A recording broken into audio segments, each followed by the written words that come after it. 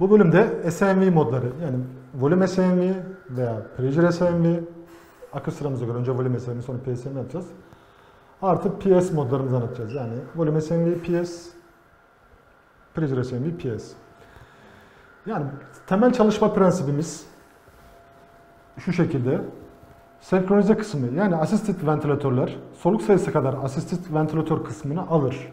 Eğer sizin, yani kullanıcının hedeflediğinden daha fazla hastanın bir spontan eforu varsa, tabi burada ek parantez açıyorum, tetikleme penceresi diye bir kavram var. Onu başka bir videoda anlatacağız. O da devreye giriyor. Ama şu anda onu anlatmayacağız. Artık gelen soluklar, mesela soluklar ise spontan PS ile desteklenen modlardır. Mesela siz solum sayısını 15 yaptınız. Volüm SMV seçtiniz. İlk 15 soluk ya da bir siklüsteki 15 soluk zaman döngülü, 500 cc volüm hedefli, hasta veya mekanik ventilatör tarafından tetiklenen bir mod olarak hastanın solunumu desteklenir. Eğer hastanın soluğu sizin hedeflediğiniz soluğun sayının üzerine çıkarsa, tabi burada parantez açıyorum, tekrar tetikleme penceresi diye bir kavram var. O daha ileri detaylarda anlatacağız. Eğer daha fazla bir soluk efontür gelirse hasta akış döngülü ve P hedefli, yani basınç hedefli şekilde spontan solukları desteklenir. Bioventek adı spontan PS'dir. Başka veya sık kullanılan isimlerden diğer isim de SPAP PSV'dir. Yani SPAP PSV ile spontan PS aynı isme geliyor. Mesela örnek verelim. Mesela 500 cc'den hastayı dakikada 10 kez solutmak istedik. Hastadaki 10 soluk veya 10 soluğa kadar olan spontan eforlar ve ACV gibi çalışır. Yani assisted volüm hedefli ventilasyon. Yani volüm hedefli, zaman döngülü, hasta veya MV tetiklemeli. Diğer VACV grafiğinde veya modunda anlattığımız gibi çalışır. Hastanın inspirim süresini, akış miktarını, soluk sayısını ve VTD'li ayarlamanız temel prensip, yani temel gereksinimdir bu mod için. Mesela siz 500 cc volüm hedeflediniz. Hastaya vermek istediniz. T-inspirimunuzu 1 saniye ayarladınız.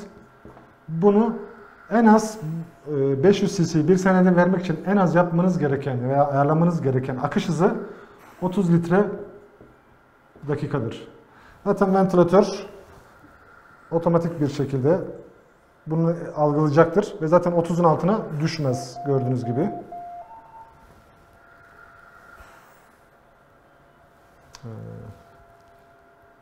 Tamam.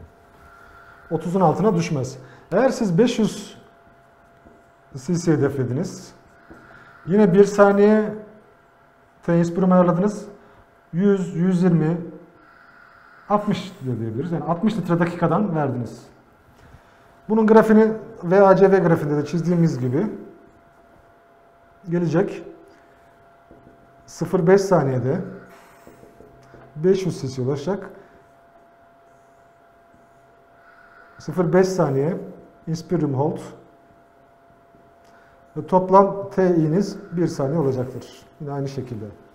Eğer siz akış hızını daha fazla artırırsanız hedefe volüme ulaşmak için gereken süremiz kısalır. İnspirasyon hold için ayırdığınız vakit artar. Fakat bunun bir dezavantajı var. Siz akış hızını artırdıkça oluşacak P pik değeri artacaktır. Yani sizin akış hızınızla birlikte sistemde oluşacak basınç miktarınız da artacaktır. Bunun en büyük dezavantajı, eğer hedeflediğiniz Pmax'a erken bir ulaşma söz konusu olur ise hastanın 500 cc hedeflediğimiz tidal volüme ulaşamayabiliriz. Bunun da temel teoriyi şuradan gelmektedir. Bunu solunum sisteminde